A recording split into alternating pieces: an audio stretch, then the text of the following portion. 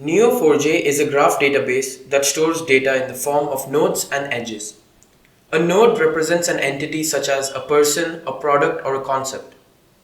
Edges are the relationships between these nodes.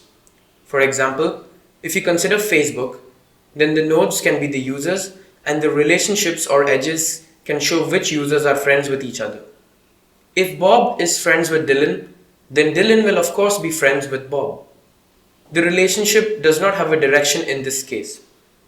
However, on Instagram, the graph is quite different. Here, the relationships have a direction. If Bob follows Dylan, it does not necessarily mean that Dylan follows Bob. So we know that Neo4j is a database, a graph database to be more specific. And like any other database, there must be a means to query data from it, or to it. In most relational databases, the query language used is SQL. However, in Neo4j, we use another query language called Cypher. It's not far off from SQL though. It has syntax which is very easy to read and it perfectly represents nodes, edges, and the direction of those edges. In Cypher, nodes are represented by parentheses and edges are represented by square brackets. The colon symbol is very important and it is used to specify the type of the node or edge. For example, if I have nodes called Sarah, Bob, Dylan, and Rachel, then you could say that these nodes are of the type person. If I have the nodes apple, banana, orange, and grape, then these nodes would be of the type fruit.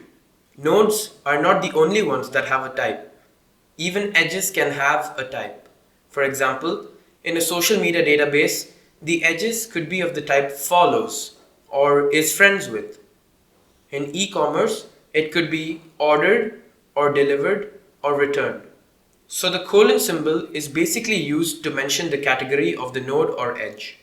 Another concept you need to know is attributes. Attributes are the characteristics of the node or edge. For example, this node over here is of the type person. When I click on it, I am able to see all of its attributes. It has a name, Sarah, age 19, and hobby basketball. Do not get confused between the type and attributes.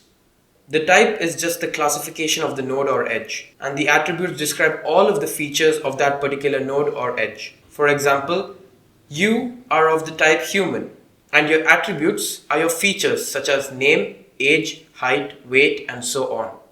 Attributes in Cypher are represented with curly braces. It is written in the form of a hash map or a dictionary. In Neo4j, the category is represented by colors and the attributes are written in a key value format. Now let's talk about the syntax of Cypher queries. This is how we represent a relationship between two nodes in Neo4j. As I said, the parentheses represent nodes and the square brackets represent the relationship. The words that come immediately after the colon represent the type. So in this example, this node is of the type person and this node is of the type movie. The relationship is of the type directed. To sum it up, we can read this as person directed movie. George Lucas directed Star Wars. What about these things that come before the colon? Those are variables. Similar to how we have variables in programming, we use these variables to assign an alias or a name to the nodes or edges so that we can easily refer to them in queries. They could be as small as a letter or as long as you would want it to be. We know that a relationship can either go in one direction or both directions. So it could either go from left to right, right to left, or both left to right and right to left. Remember that undirected does not mean that there is no direction. It simply means that the relationship works in both the directions. Here is the syntax to represent edge direction. This shows that the relationship goes from left to right.